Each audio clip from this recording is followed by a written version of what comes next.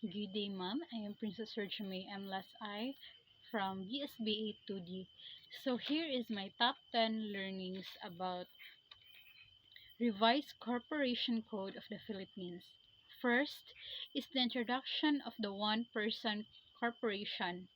This allows solo entrepreneurs to enjoy limited liability, separating their personal assets from business liabilities without needing any nominee incorporators. Number two, juridical persons as incorporators. Under the old law, only natural persons or individuals could be incorporators. Now, partnership, associations, and other corporations can efficiently act as original incorporators to form a new company. Number three is no minimum number of incorporators. A corporation can now be formed by fewer than 5 people, or even just one person via the OPC framework. Number four, removal of the minimum capital requirement. It is no longer required to have a minimum authorized capital stock that previously at least 25% that paid up with 5,000 pesos minimum. Number five, perpetual corporate term. The old 50-year corporation lifespan limit has been removed. This eliminates the risk of accidental dissolution due to a failure to renew the corporate charter.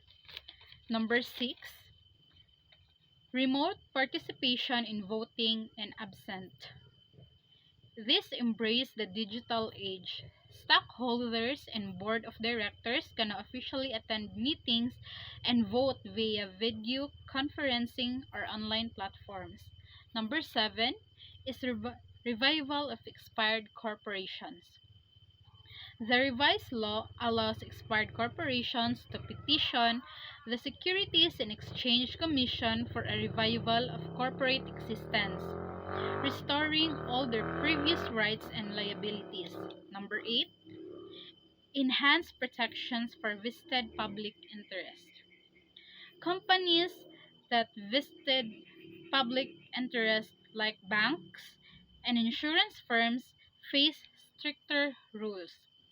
They are required to appoint an independent compliance officer to ensure that at least 20% of their board consist of independent directors. Number 9 is the removal of the local residency requirement for incorporators. This shows that majority of the incorporators must be resident that that have resided in the Philippines must be removed. But however, corporate treasurers must be a Philippine resident.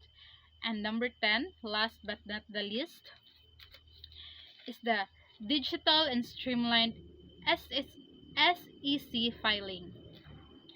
Applications, notices, and corporate reports can now be processed digitally, reducing bureaucratic red tape and manual work. And that is all. Thank you po.